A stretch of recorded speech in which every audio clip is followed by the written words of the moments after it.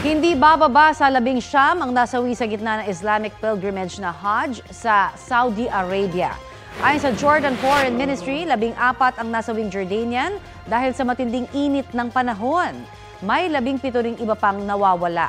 Sabi naman ng Iranian Red Crescent, 5 Iranians ang namatay pero hindi kinumpirma ang sanhi nito. Wala pang nakukuhang impormasyon ang pamahalaan ng Pilipinas kung may apektadong Pilipino sa insidente, ayon kay DFA Undersecretary Eduardo De Vega.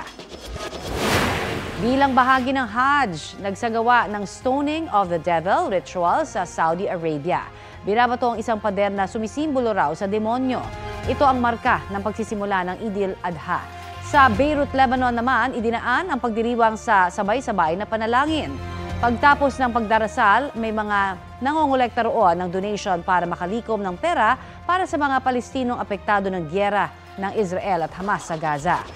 Sa Khan Yunis naman sa Gaza, sa paligid ng mga nasirang gusali ginawa ang pagdarasal. Libo-libo naman ang nagtipon-tipon sa Al-Aqsa Mosque sa Jerusalem. Pagkatapos ng pagdarasal, namigay ng pagkain ang ilan. Kapuso, para sa mga maiinit na balita, mag-subscribe sa GMA Integrated News sa YouTube. Sa mga kapuso naman abroad, subaybayan nyo kami sa GMA Pinoy TV at sa www.gmanews.tv.